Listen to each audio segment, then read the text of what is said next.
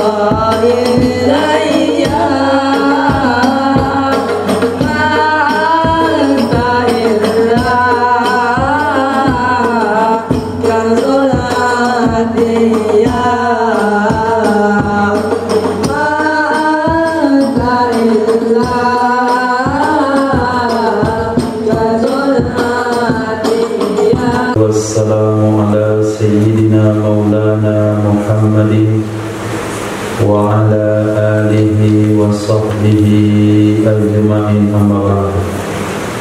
Rabbi yassir wa la tu'assir, Rabbi tamim bil khair. Rabbana shrah lana sudurana wa yassir lana umurana wa umurul muslimin wahlul 'uqdatam min lisanina yafqahu qawlana. Di sanadina al-muttasil ila imam al-khatimatil hufaz al-imam Jalaluddin As-Sayyidi rahimahullah ta'ala, wa qaddasallahu sirrahu wa adama nafa'a bi ulumihi wa barakatihi wa nafahatihi wa madatihi wa karamatihi fid darin, amin. Ahbab fillah wa dayufana al-izza, hadanallahu wa iyyakum ala al-huda wa taqwa. Kita lanjutkan hadis dalam kitab Jami' Shaghir, nomor hadis 8187 dari Sayyidina Abi Hurairah radhiyallahu anhu. Nabi sallallahu alaihi wasallam bersabda, "Muhtarakul manaya, waktu datangnya kematian. Muhtaraku, waktu datang. Al-manaya jamak maniyah, artinya kematian. Itu ma baina sittin, waktu antara 60 tahun ila 70 hingga 70 tahun. Hadis dhaif, tapi sesuai dengan hadis sahih yang berbunyi a'mal ummati baina sittin wa sab'in. Umur umatku itu antara 60-70. Hadis yang lain, Nabi bersabda, likulli syai'in hasadun, bagi setiap sesuatu ada masa panennya. Wa hasadu ummati situna sana, umatku dipanen dari kehidupan dunia 60 tahun. Nabi SAW mengibaratkan dengan berbagai bahasa, karena mengingat kematian adalah kunci kebahagiaan. Mengingat kematian akan meringankan beban hidup duniawi. Mengingat kematian akan meningkatkan semangat untuk akhirat. Mengingat kematian ini juga lebih berkonsentrasi dengan amal agama. Sehingga setiap salat Nabi katakan, sallu salatal muwaddi', Salatlah kamu seperti salat orang yang akan pergi selama-lamanya. Maka setiap salat yang kita lakukan, kita mengatakan inilah salat saya yang paling terakhir, sehingga kita lakukan dengan semaksimal mungkin dengan gerakan bacaan dan sunnahnya. Kita tampilkan kepada Allah salat terbaik dalam setiap waktu, tidak terburu oleh waktu, karena ini adalah pertemuan terakhir dengan Allah Subhanahu wa Ta'ala. Sehingga Nabi katakan, kuntu nahaitukum an ziyaratil kubur fal'ana fazruha. Dulu kalian pernah selarang ziarah kubur, sekarang ziarahilah. Fa innaha tuzakkirukumul akhirah, karena mengingatkan ke kampung akhirat. Sebelum tidur disuruh baca doa mengingat kematian. Bangun tidur disuruh baca doa masih mengingat dengan kematian. Nabi bersabda, aksiru min zikri hazimil ladzat, perbanyaklah mengingat sesuatu yang menghancurkan kematian. Anak-anak kalau sampai pada tahap mengingat kematian, maka dia akan menjadi dewasa, akan menjadi bersikap lebih bijak. Kenapa? Karena dia tahu hidup berujung dengan kematian. Nah, jadi mengingat kematian bukan melemahkan semangat dalam amal, bukan juga melemahkan semangat dalam beraktivitas duniawi. Karena Nabi bersabda, kalaupun sangkakala ditiup, kalaulah di tanganmu ada bibit, maka tanamlah. Jadi bagaimana cara dalam hati tetap ada dengan maut, tapi mengajarkan amalan dunia itu harus tetap dengan maksimal. Hadis berikutnya, Nabi SAW bersabda, mu'akibatun, beberapa rangkaian penyusul. Azan.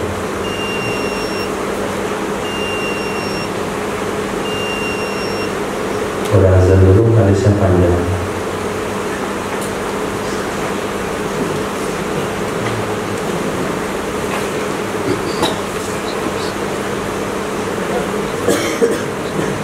Hadis berikutnya 8188. Hadis terdapat dalam Musnad Imam Ahmad bin Hanbal, Imam Muslim, Kitab Sunan At-Tirmizi, Sunan Nasa'i. Nabi SAW bersabda, mu'akibat, rangkaian-rangkaian kalimat yang menyusul. Mu'akibat, perkara-perkara yang menyusul. Maksudnya rangkaian kalimat kalau di sini. La yakhibu qailuhunna, yang tidak kecewa orang yang membacanya. Tidak akan pernah kecewa orang yang membacanya rangkaian kalimat yang menyusul. Itu salasun wa salasuna, 33. Tasbihatan tasbih, wa salasun wa salasuna tahmidatan, 33 tahmid, wa arba'un wa salasuna takbiratan, 4 dan 34 takbir. Fi duburi kulli salatin maktubatin, pada selesai setiap salat wajib. Pada dubur artinya selesai, setelah kulli setiap salatin maktubatin, salat wajib. Kenapa dia dikatakan muakibat? Karena amalannya pasti setelah salat. Dia mengiringi ibadah salat wajib. Siapa saja yang membacanya tidak akan pernah kecewa. 33 tasbih, 33 tahmid, 34 takbir. Riwayat yang lain 33 takbir genap 100 dengan la ilaha illallah wahdahu la syarikalah lahul mulku wa lahul hamdu yuhyi wa yumiit wa huwa ala kulli syai'in qadir. Amalan ini berasal dari orang miskin yang datang kepada Rasul sallallahu alaihi wasallam melaporkan bahasanya mereka tidak bisa menyumbang, mereka tidak bisa memerdekakan budak, mereka tidak bisa bersedekah, mereka tidak mau ketinggalan amalannya dengan orang-orang kaya sahabat lainnya. Maka Nabi mengatakan tidak akan ada satu orang pun yang akan mengungguli amalanmu kalau kamu membaca tasbih, tahmid, takbir selesai sholat. Masing-masing 33 genap 100 dengan la ilaha illallah. Tidak ada satu orang pun yang lebih baik dari amalanmu kecuali kalau dia lakukan seperti yang kamu lakukan, sehingga dia tidak akan kecewa, tidak akan pernah tertinggal dengan dermawannya orang dermawan, tidak akan tertinggal dengan kayanya orang kaya, sumbangan orang dermawan, orang yang mau membaca tasbihat setiap selesai sholat. Nah, maka membaca tasbih setiap selesai sholat adalah amalan penting. Maka perlu ada tarbiyah, perlu ada pembiasaan. Karena kalau orang tidak biasa, dia tidak akan pernah bisa membacanya. Dibuatlah pembiasaan. Nah, dengan cara dipimpin oleh imam, diikuti oleh makmum, kemudian sebulan, 2 bulan, setahun, 2 tahun, 3 tahun, 5 tahun, sehingga tertanam dalam dirinya amalan ini tidak akan saya tinggalkan. Itu salah satu tujuan daripada tasbih yang kita baca secara bersama.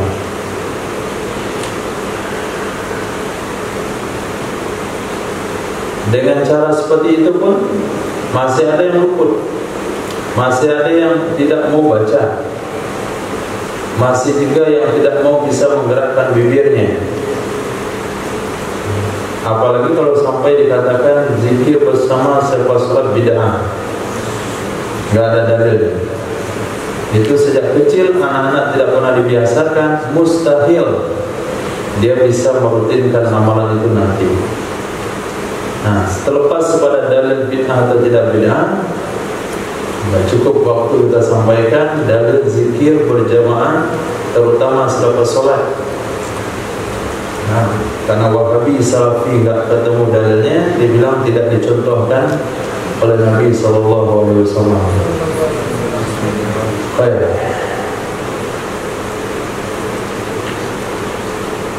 Hadis berikutnya, mu'allimul khair, orang yang mengajarkan kebaikan. Mu'allimul khairi, orang yang mengajarkan kebaikan. Yastaghfiru, itu memintakan ampun, beristighfar.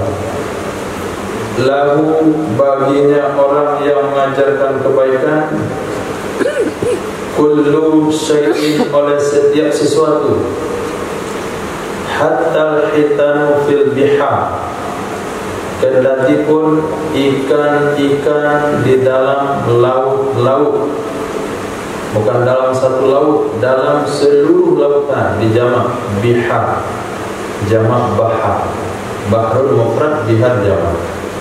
Jadi seluruh ikan dalam laut, mulai daripada teri sampai kakap, nah itu semuanya istighfar, memintakan ampun kepada setiap orang yang mengajarkan kebaikan.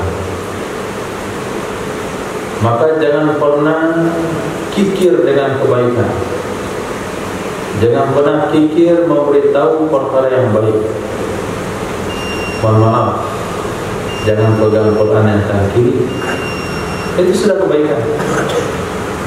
Peganglah dengan tangan kanan. Lihat kawan membalik Al-Quran dengan air liur, jangan dibalik Al-Quran dengan air liur. Itu termasuk penghinaan kepada Al-Quranul Karim. Sebagai ulama mengatakan hukumnya haram. Jangan meletakkan sesuatu di atas Al-Quran. Jangan duduk di dalam masjid mengulurkan kaki ke kiblat. Jangan makan berjalan. Jangan minum dengan tangan kiri. Itu termasuk mu'allimul khair. Jangan ngobrol dalam belajar. Haram bicara ketika Quran terbuka. Itu termasuk mu'allimul khair. Jadi apa saja kebaikan yang kita tahu, kita sampaikan, sehingga kebaikan itu tersebar. Mungkin kawan sudah tahu tapi dia lupa. Perlu diingatkan. Kawan antum dalam sholat dia lupa, bergerak lebih pada 3 kali membatalkan sholat, suruh ulang sholatnya.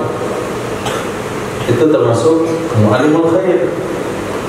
Maka orang-orang yang peduli dengan kebaikan, Allah menggerakkan seluruh ikan di dalam laut untuk membacakan istighfar untuknya. Nah, kalau ikan membacakan istighfar untuknya, maka masuklah dia dalam kategori tidak akan pernah merugi orang-orang yang dalam catatan amalnya ditemukan banyak istighfar. Kemudian orang-orang yang istighfar, Allah akan berikan rezeki dari arah yang tidak diduga. Kemudian Allah selesaikan masalahnya. Maka kalau ketemu masalah dalam pendidikan, otak tersumbat, nggak mau jalan sama sekali, udah buntu, itu jangan benturkan ke tembok. Tapi banyak istighfar. Astagfirullah sendiri.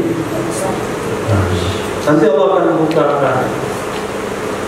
Allah akan berikan pemahaman. Allah ingin kasih tahu ke kita, bukan kamu yang menghafal, bukan kamu yang memahami, tapi aku.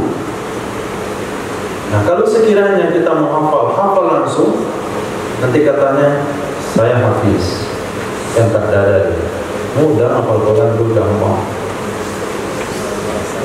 Sehingga diberikan ujian, susah mengulang. Hafal di sini, hilang di sini, hafal di sini, ulang di sini. Kemarin lancar, sekarang nggak lancar. Kemana dia pergi? Apa yang ingin Allah beritahu dalam hidup kita? Yang ingin Allah beritahu adalah bukan kamu yang berbuat, aku yang punya kuasa. Bukan kekuatan kamu, bukan akalmu. Maka kembali dari istighfar. Ada mungkin sesuatu yang belum lengkap dalam hidup, sholat mungkin tinggal belum diqadha. Roti kawan yang makan yang mungkin belum dibayar, renungi baik-baik. Hadis nggak paham-paham, bikin nggak mengerti. Perkaranya gampang, tapi kenapa saya nggak kepikir ya? Kembali kepada Allah dengan istighfar. Istighfar itu bisa menyelamatkan Nabi Nuh dalam perut ikan. Tidak ada satupun yang bisa nolong. Dalam perut ikan, Nuh di dasar samudera, dalam 3 kegelapan: kegelapan malam, kegelapan lautan, kegelapan perut ikan. Tidak ada satupun makhluk yang bisa membantu. Tapi dengan kalimat istighfarnya, pengakuan dosa di hadapan Allah, Allah gerakkan ikan memuntahkan Nabi Yunus ke pantai. Antum bukan berada dalam perut ikan, masih ada kawan tempat bertanya, kawan untuk membagi problem. Maka kalau mau berhasil dalam perdagangan, tanya sama yang sukses dalam berdagang. Berhasil dalam belajar kitab, tanya sama yang sudah selesai belajar kitab. berhasil dalam menghafal Quran, bicara, komunikasi, bagi beban permasalahan dengan kawan-kawan yang sudah selesai menghafal. Nah, masuk tentara, ngobrol sama orang yang sudah lulus tentara. Jangan ngobrol sama orang yang bertani, yang nyambung.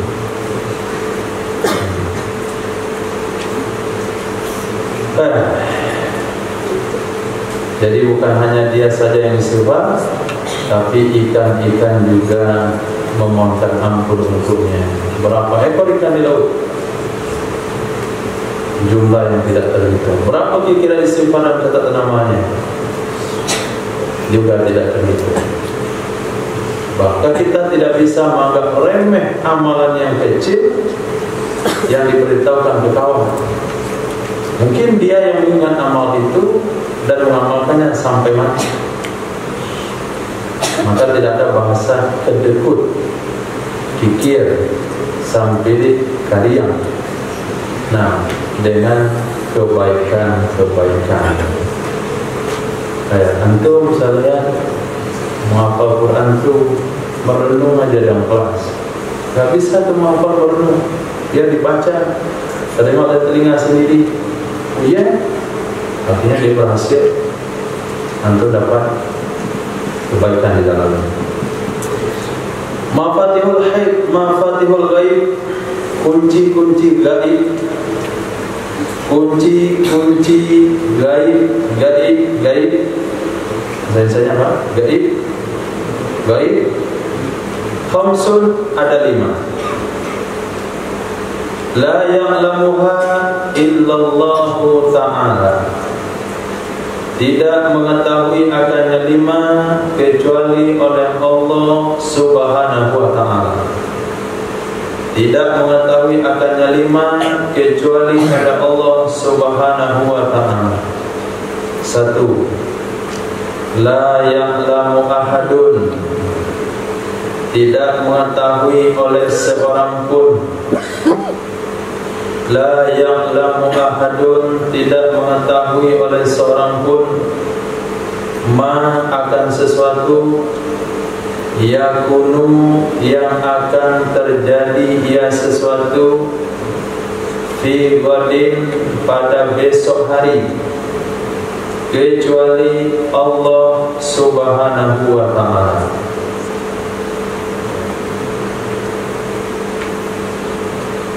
Wala ya'lamu ahadun, dan tidak mengetahui oleh siapapun ma yakunu sesuatu yang ada ia fil arhami di dalam rahim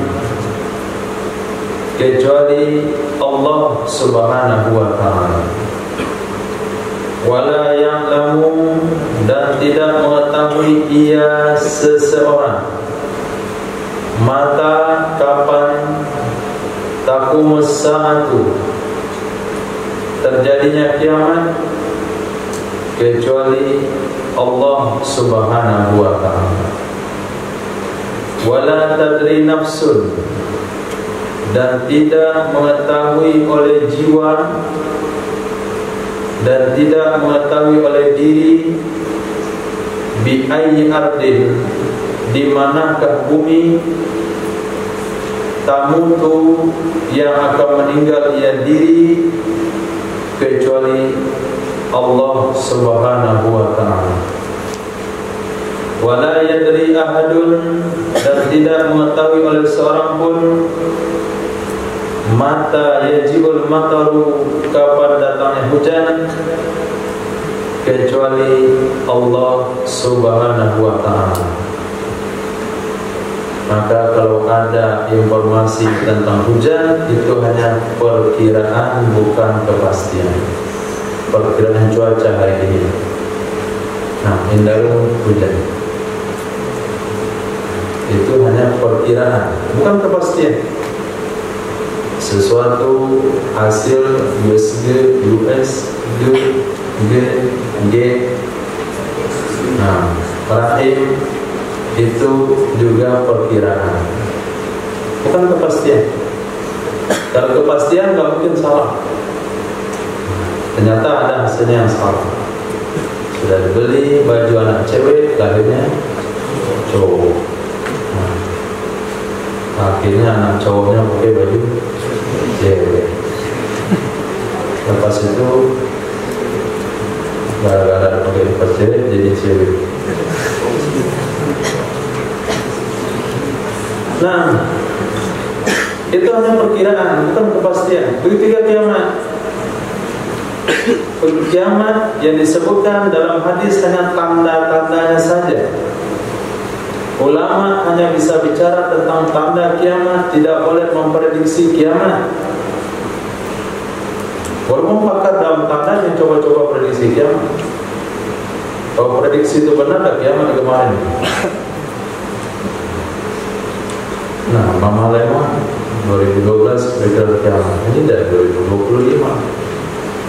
Lemonnya kiamat sendiri, mati dia. Nah, Ustaz juga coba-coba prediksi kiamat. Gak bisa. Yang tahu hanya Allah Subhanahu wa Ta'ala.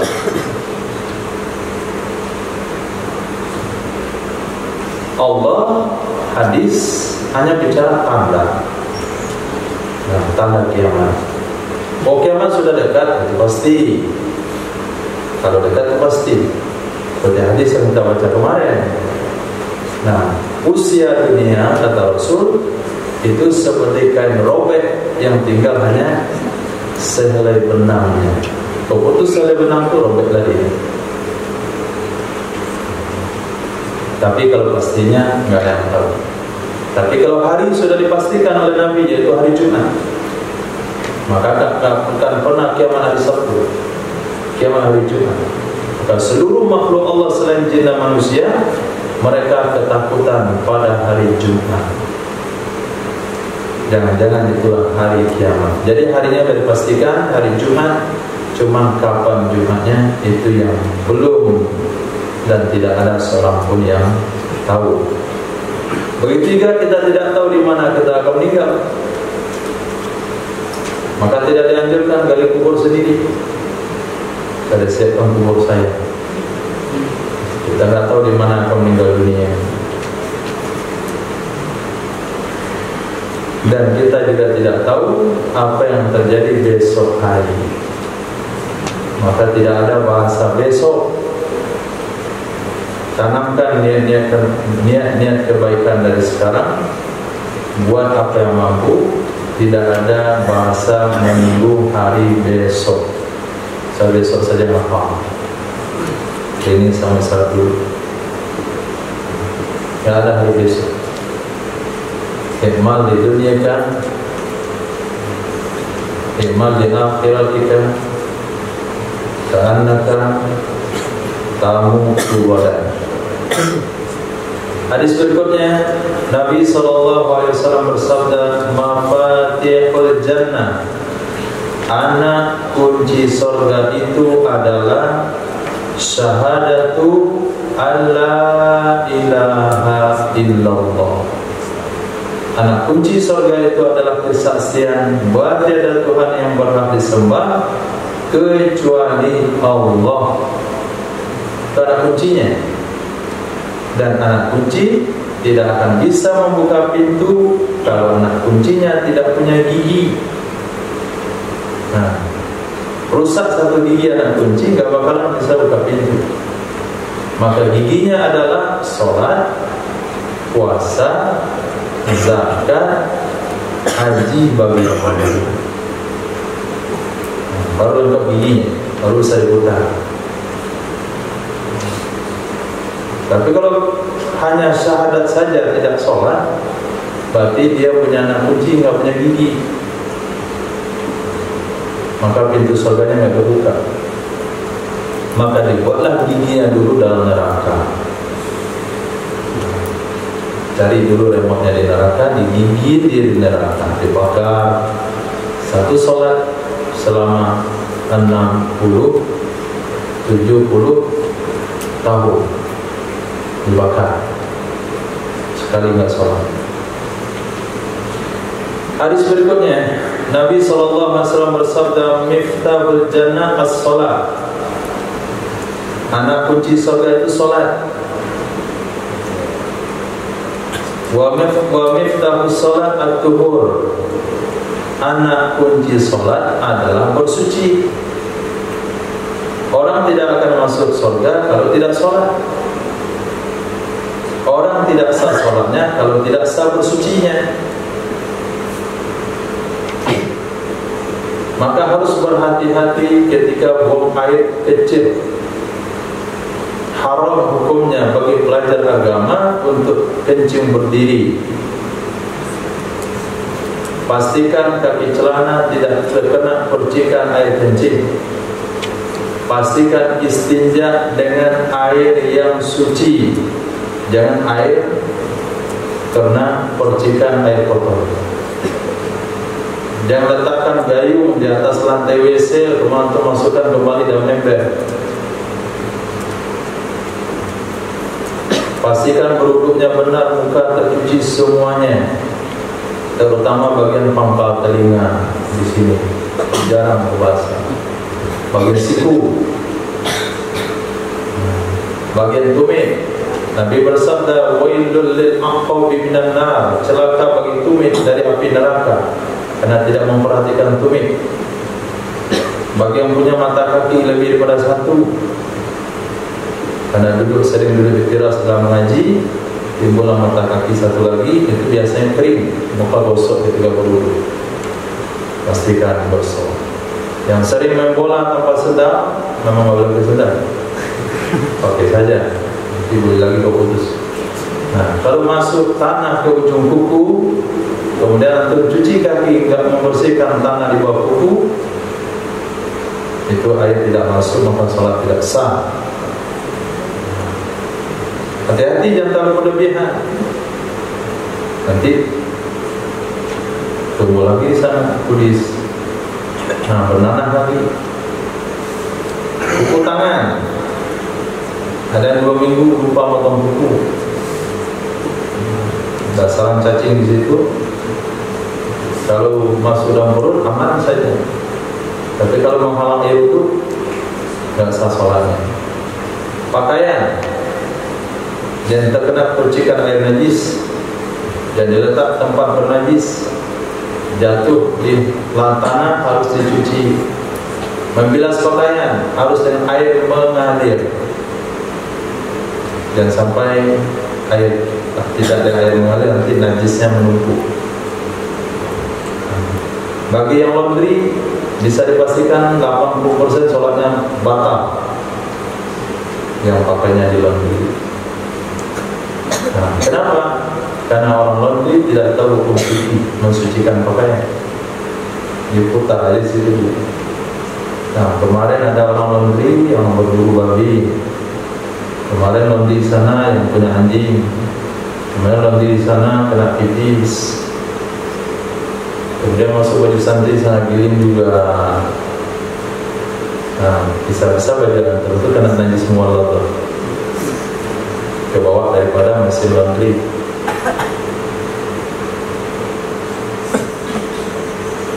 Sehingga di tempat-tempat yang mayoritas pondok pesantren ada namanya laundry syariah.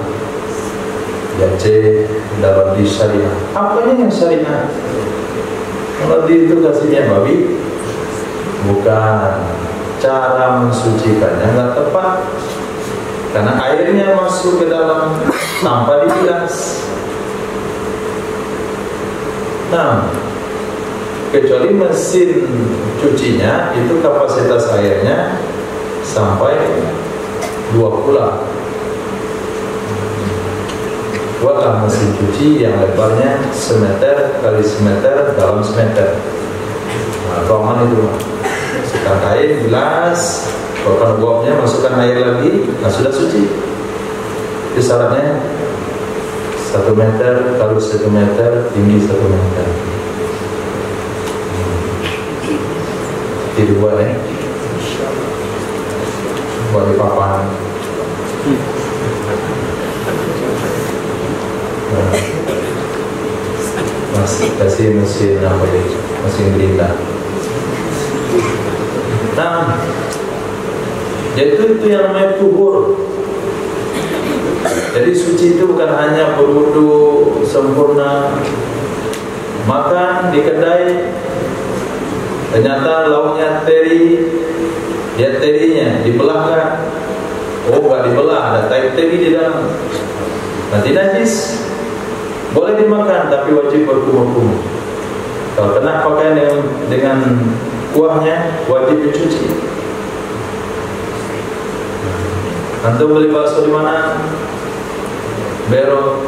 Di mana dicuci mangkoknya? Nggak jadi kokokan gitu, bolak-balik. Ini saya makan bakso itu cuci mulut, penajis. Kenapa? Dia cuci mangkoknya dan air tidak mengalir. Beli nasi goreng, pecahkan telurnya nggak dicuci, ada teh ayamnya masuk ke dalam bibir. Nah, penajis makanannya. Nggak kumur-kumur lepas itu, penajis mulutnya. Kemudian air liurnya mengenai baju, penajis bajunya. Ribet masalah kesucian. Nah,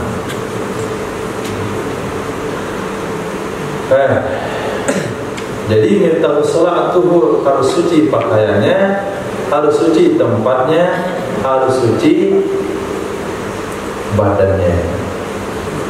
Miftahus sholat tuhur, anak kunci sholat itu adalah bersuci. Wa tahrimuha at-takbiru, tahrimnya takbir. Tahrimnya adalah takbir, mengharamkannya adalah takbir. Apa maksud mengharamkannya? Ketika kita sudah takbir, seluruhnya jadi haram. Bicara haram, mendehem haram, bergerak-gerak haram, menggaruk haram, menoleh kiri kanan makruh, berjalan haram, makan haram, minum haram. Itu maknanya takbiratul ihram. Takbiratul ihram itu takbir mengharamkan kita dari melakukan hal yang boleh tadinya di luar sholat. Wa tahliluha, penghalalnya adalah salah. Penghalalnya adalah salah. Kalau kita sudah salah, sudah halal makan, sudah halal bergerak, sudah halal batuk, sudah halal tertawa, sudah halal bicara. Dan salam adalah rukun kauli. Masih niat. Kauli harus pakai lidah, bukan pakai bibir. Kemudian fi'li harus dengan pergerakan. Jadi salam termasuk rukun kauli. Minimal kaul yang sah terdengar oleh telinga sendiri.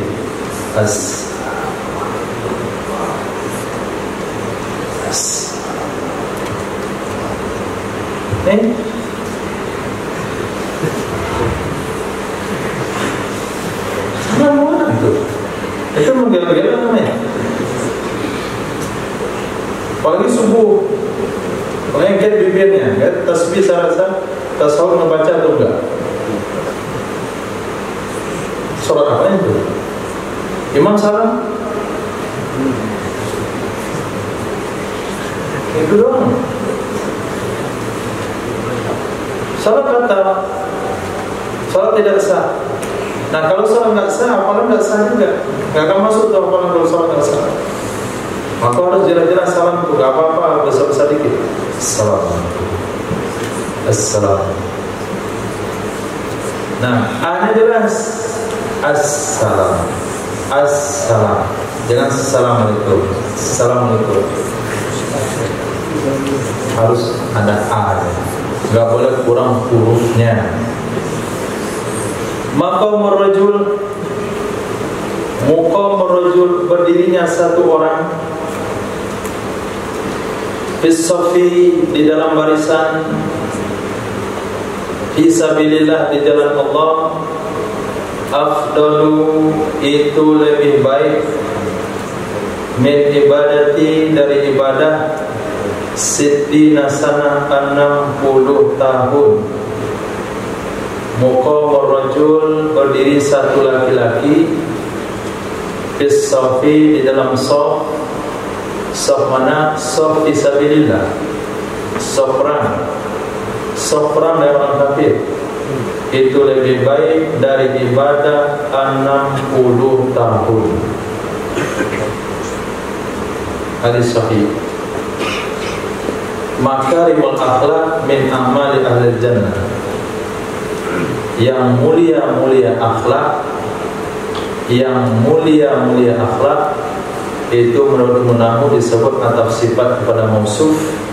Maka terjemahan bebasnya, akhlak yang mulia itu termasuk amalan ahli surga.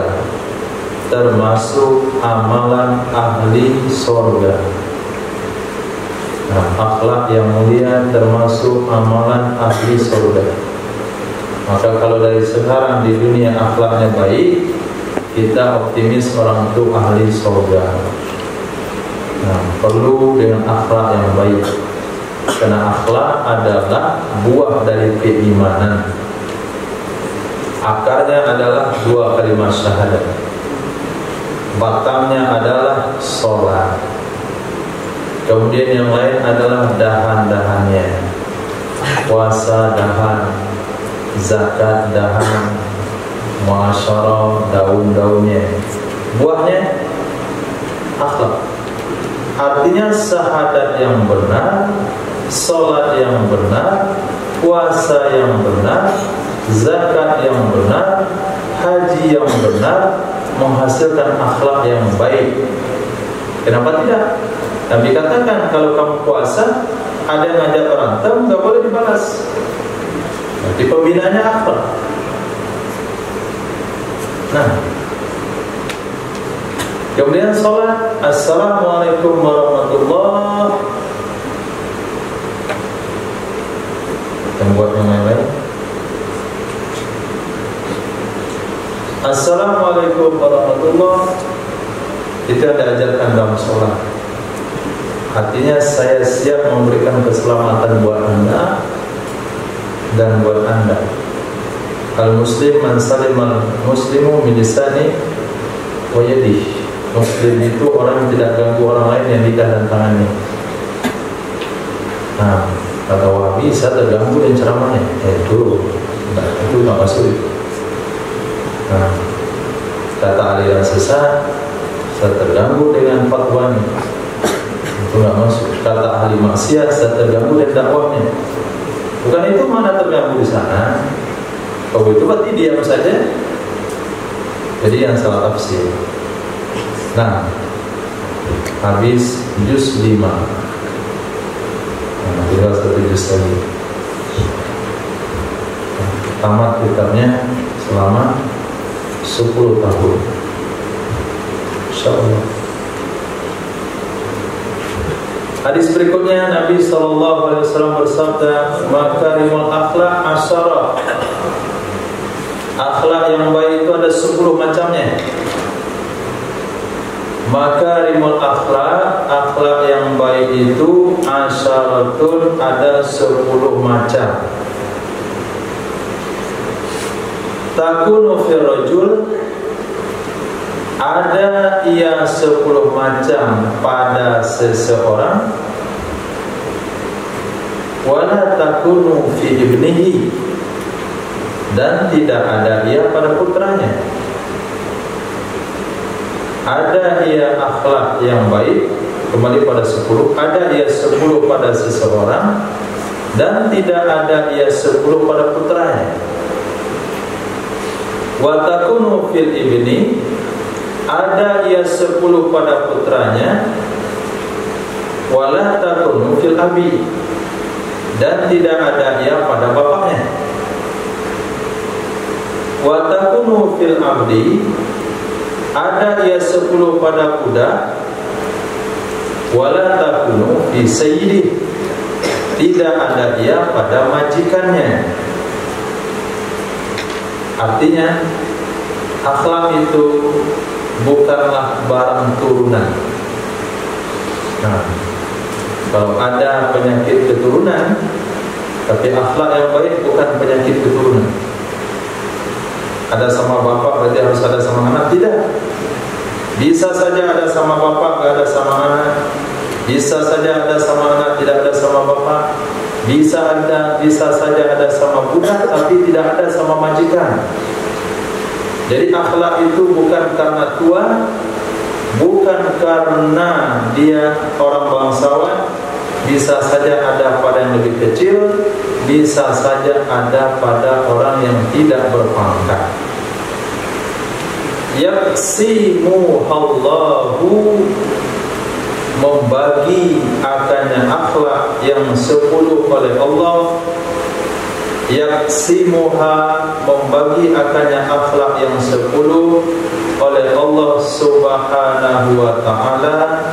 Liman aroda,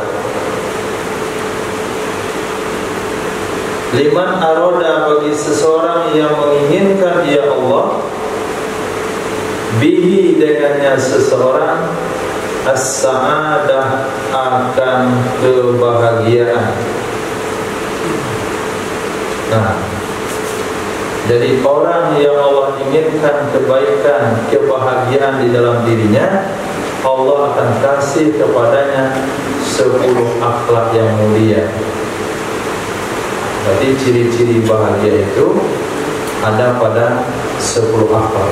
1, sidqul hadits, jujur bicaranya. Nah, sidqul hadithi, jujur dalam bicara. Jangan takut, terlalu karena takut berbohong. Karena berbohong 1 kali akan membuat seseorang terbiasa. Berbohong 1 kali akan menuntut harus berbohong pada kali berikutnya. Tapi kalau jujur 1 kali, dia akan mudah untuk jujur kali berikutnya. Sidqul hadits, ketika seseorang mampu menipu orang lain dengan cerita rekayasa, maka dia akan termotivasi menciptakan cerita baru lagi untuk menipu orang lain berikutnya. Yang kedua, sidqul baksi, jujur bertindak. Sidqul baksi, jujur dalam bertindak. Nah, karena dia kawan, salah nggak bilang salah. Karena dia bukan kawan, artinya nggak salah, dianggap salah. Itu tidak jujur dalam bertindak. Apa kata Nabi? Lau kanat Fatimatu bintu Muhammadin sarqat laqata'tu yadaha. Sidqul baksi. Kalaulah Fatimah putri Muhammad mencuri, aku potong tangannya.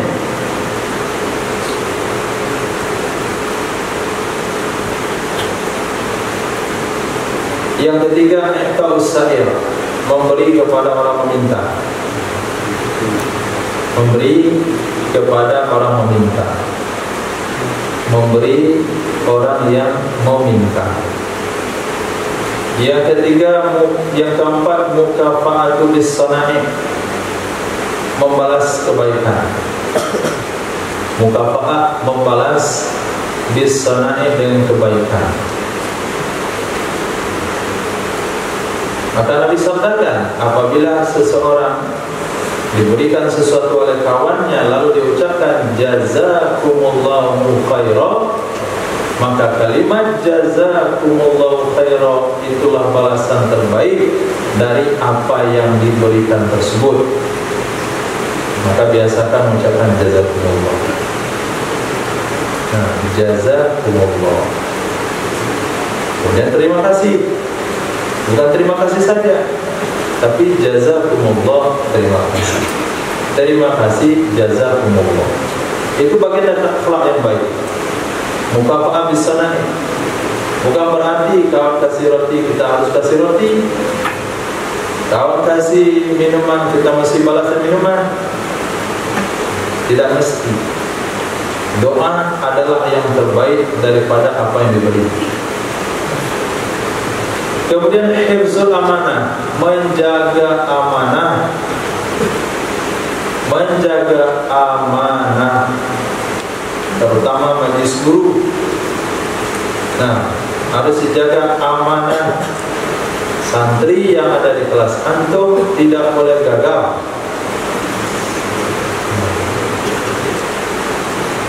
Tidak boleh terbiasa dengan yang tidak baik.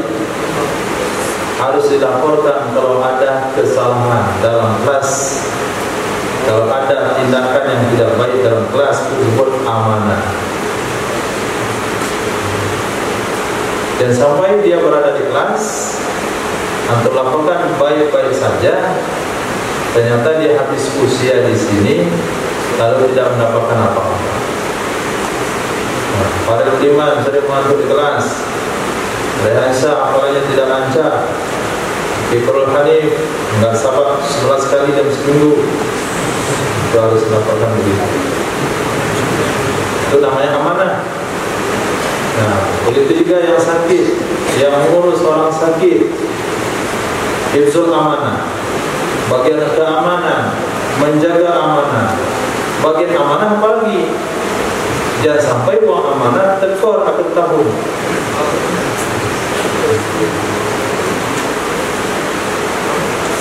Hifzul amanah.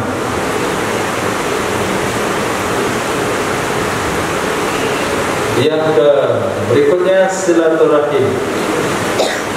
Nah, sambung hubungan silaturahim. Walaupun dengan orang yang tidak mau menyambung silaturahim dengan kita, dari kerabat kah, keluarga kah, kawan kah, atau saudara dan sebagainya, harus berbeda dari orang biasa. Kalau antum katakan dia yang nggak mau silaturahim yang saya mau, ngapain saya sibuk-sibuk ngurus silaturahim yang orang nggak mau? Berarti antara antum dan orang itu sama saja. Apa bedanya orang belajar dan nggak belajar? Nah, bukti dia tidak kenal agama, bukti dia tidak belajar agama, dia tidak peduli dengan silaturahim. Bukti orang belajar agama, bukti orang tidak kenal agama, dia tetap menjaga silaturahim kepada keluarga, karib kerabat. Dia memutuskan silaturahim. Itu bedanya. Hal yastabil ladzina ya'lamun wal ladzina la ya'lamun. Kalau kita katakan enggak sama orang tahu agama dan orang tahu agama. Kalau sama juga, berarti enggak ada bedanya tahu agama dan tahu agama. Kenapa antum nggak bergaul dia? Dia nggak mau, kita nggak mau juga. Kenapa antum bersilaturahim kepada dia? Dia nggak mau, saya juga nggak mau. Jadi kamu sama dia sama. Kalau sama-sama awam nggak ada masalah. Tapi kalau sudah belajar agama tidak boleh sama. Karena Allah katakan tidak sama orang tahu dan orang nggak tahu. Kemudian tazammum lil jar. Nah, tazammum, zammama, yuzammimu, tazmim. Zammun mana mencaci maki, tazammum artinya menerima cacian. Tazammum, tafakkul, takalluf. Nah, ini binanya takalluf.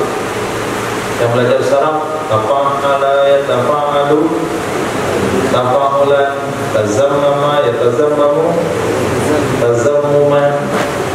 Takalluf, apa dia takalluf? Takalluf artinya memberatkan diri, itu mana takalluf. Memaksakan untuk bisa, itu mana takalluf. Maka tazammum itu digunakan bina takalluf. Kenapa bina takalluf? Karena menerima cacian bagi tetangga itu berat. Tazammum. Maka setiap perkara berat dalam agama dibuat dalam bab tafakkul. Itu maka saya katakan tidak akan pernah mengerti bahasa Arab orang yang tidak mempelajari nahwu sharaf. Karena faedah bab dalam matan bina itu yang sudah tentu hafal. Nah, faedah bab dalam bab matan bina itu memberikan pengaruh kepada pemahaman bahasa Arab. Tafa'ala ya tafa'alu tafa'ulan, binanya takalluf. Maka setiap wazan tafa'ala ya tafa'alu tafa'ulan dia harus dipaksakan baru bisa jadi. Contoh, ta'allama ya ta'allamu ta'allumna. Ta'allum, belajar itu berat, dipaksakan. Pagi-pagi harus jangan mengantuk. Harus apa? Harus manzil. Ada bahasa harus di sana karena dia ta'allum. Nah, takallama ya takallamu takallaman bahwa mutakallimun itu waktu jaulah jadi mutakallim. Nah, perbuatannya apa? Takallum. Itu kalau nggak dipaksakan nggak bisa keluar kencing dan celana. Takallum. Tadabbara ya tadabbaru tadabbur. Mentadabburi alam itu harus ditakallum. Maka kalau ya sepintas selalu saja orang tidak bisa mentadabburi alam. Nah, termasuk di sini tazammum, maksudnya menyiapkan diri dicaci maki bagi tetangga, artinya tidak membalas. Kemudian tazammum lisahib, menyiapkan diri dicaci maki bagi kawan. Tazammum. Maka kalau ada yang mencaci, jadikan motivasi untuk maju. Si fulan itu, nah, udah lama nggak selesai hafalan. Oh, langsung bulan depan selesai. Nah, itu caranya. Si fulan itu udah selesai Qurannya, bacanya hancur. Nah, 2 bulan setelahnya, oh mirip Mas Ari. Si fulan itu, oh asam baunya. Beli parfum, sering mandi. Itu cara menyikapi tazammum. Jadi buktikan yang perbuatan.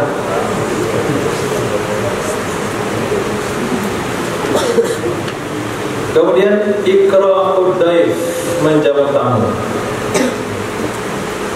Nah, dari 10 tersebut, sidqul hadis, sidqul ba'as, i'ta'us sa'il, mukafatul bisana'i, hifzul amanah, silaturrahim, tazammum lil jar, tazammum lis sahib, ikra'ud daif, itu 9.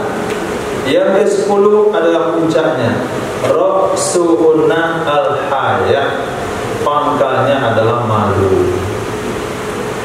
Nah, malu ribut-ribut dengan tetangga, artinya dia tazammum. Malu ribut-ribut dengan kawan, artinya tazammum. Malu bohong, malu khianat, malu memutuskan silaturahim, itu pangkalnya adalah malu. Al-haya'u minal iman. Maka Nabi sabdakan, fa'ilam tastahi fasna ma syi'ta. Kalau kamu enggak malu, lakukan apa kamu mau. Makanul kayyi takmid, pengganti kai. Nah, kai adalah pengobatan dengan memanaskan besi, kemudian menempelkan pada bagian yang sakit, itu namanya kai. Biasa digunakan oleh sahabat mengobati luka perang. Dipanaskan pedang, kemudian ditempelkan ke tempat luka dengan kira-kira 1/4 menit atau 15 detik. Itu namanya kai. Hari ini beralih kepada pengobatan kemoterapi. Nah, yang bisa menggantikan posisi kai adalah takmid. Takmid itu adalah membasahi pakaian dengan air panas lalu meletakkan di badan. Itu penggantinya. Kain dibasahi dengan air hangat, kemudian diperas, kemudian ditempelkan di bisul kah, tempat sakit gigi kah, atau tempat yang memar. Nah, itu penggantinya kata Rasul. Jadi yang perlu pengobatan kain ganti dengan takmid, memanaskan kain. Itu terjemahannya panjang, buat saja. Memanaskan, merendam kain di air panas lalu menempelkan di tempat yang sakit. Kemudian makanan ilak adalah sumur. Ilak adalah pengobatan dengan cara memasukkan jari ke tenggorokan supaya orang itu muntah. Pengobatan metode masukkan jari ke tenggorokan supaya dia muntah.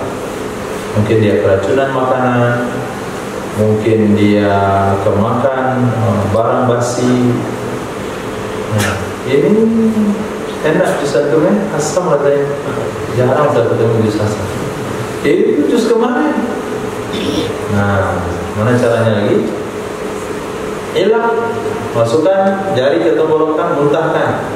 Kata Nabi itu bisa diganti dengan sumur. Sumur itu adalah wurah. Nah, meneteskan sesuatu ke lubang hidung supaya keluar isi lendir yang ada di perut sama lendir yang ada di otak. Wurah. Kenapa jadi? Nah, bahasa kita apa? Gura. Nah, gura. Kemudian makanan nafli adalah ladud. Makanan nafli adalah ladud. Nah, ini saya belum jumpa terjemahannya. Untuk satu kalimat itu ditinggal dulu. Apa arti nafli? Itu metode pengobatan, mana tiup. Tapi nggak paham apa maksudnya ditiup. Apakah ditiup di ubun-ubun? Kemudian ladud. Wallahu a'lam. Maktubun fil Injil, tertulis dalam kitab Injil, kama tadi tudan, sebagaimana engkau memberi hutang, niscaya kamu atau engkau diberi hutang. Kama tadinu, sebagaimana engkau memberi hutang, tudanu, itu kamu akan diberi hutang. Wa bil kailil ladzi takilu tuktalu, dengan takaran yang kamu menakar, dengan takaran yang kamu menakar, niscaya kamu ditakar. Nah, liter yang kita pakai untuk membeli beras, liter yang sama kita gunakan untuk menjual beras. Ini di zaman dulu lah. Di zaman orang malu di kampung, malu untuk protes. Jadi saya lihat untuk kecil-kecil untuk pedagang beras, dia lihat liternya dua macam. Liter beli beras masyarakat itu cekung ke bawah, ditumbuk, gembung bagian bawah. Jadi dia dapat sedikit lah. Nah, ketika dia jual beras ke orang lain lagi liternya ditumbuk di bawah. Nah, sehingga cembung ke dalam. Itu wailul lil mutaffifin. Tapi karena masyarakat dulu gak mau ribut dengan tetangga, juga gak ada waktu itu medsos bisa dipiralkan, jadi orang malu-malu saja lah. Tapi besok di akhirat dia harus dibayar. Jadi dengan timbangan apa kamu membayar, membeli, dengan timbangan itulah menjual. Dengan timbang apa, takaran liter apa membeli, dengan liter yang sama menjual. Nah, sebagaimana kamu memberi hutang, kamu juga akan diberi hutang. Bahasa hadis yang lain adalah al-jaza min jinsil amal. Balasan itu sesuai dengan amal kebaikan. Maktubun fit Taurat, terdapat dalam kitab Taurat. Nah, maktubun fit Taurat ditulis dalam kitab Taurat. Man balaghat, siapa saja yang telah sampai, siapa saja yang telah sampai, lahu baginya, ibnatun, oleh anak perempuannya, isnatai asyrata sana, akan 12 tahun, akan 12 tahun, falam yuzawwijha, lalu dia tidak menikahkan akannya anak perempuan, fa asabat isman, lalu terlibat dia anak perempuan dengan dosa, fa ismu dzalik alaih, maka dosa demikian anak perempuan terhadapnya orang itu. Nah, itu salah satu yang ada dalam kitab Taurat. Siapa saja yang punya anak perempuan, usianya sudah 12 tahun, kawinkan saja. Kalau tidak, jaga baik-baik. Kalau sempat tidak dikawinkan dan tidak dijaga baik-baik, lalu terlibat dengan dosa, maka dosanya ditimpakan kepada bapaknya. Bukan berarti wajib mengawinkan anak usia 12. Nanti urusan lagi dengan pemerintah. Katanya pelanggaran kepada anak-anak, di penjara pula nanti suaminya. Nabi intinya di sini Nabi memperingatkan kalau usia anak perempuan sudah 12 tahun harus dikawal ketat. Mungkin usia SD kelas 1, kelas 2 bisa digabungkan dengan mobil sekolah. Tapi kalau udah usia 12 tahun mesti mak bapaknya yang antar dan mak bapaknya yang jemput. Gak boleh pulang dengan kawannya, apalagi kawan laki-lakinya. Itu bapaknya berdosa. Nah, terakhir, maktubun fit Taurat, dituliskan dalam kitab Taurat, man sarrahu, siapa saja yang senang akannya, siapa saja yang senang akannya, antatula hayatu, bahwa panjang hidupnya maksud usianya, wa yuzadu fi rizqihi, dan ditambah pada rizkinya, fal yasil rahimah, hendak dia sambung silaturahimnya. Mau panjang usia, mau panjang umur, mau rezeki dilapangkan oleh Allah, maka jalinlah, sambunglah silaturahim yang sudah putus, yang sudah retak dengan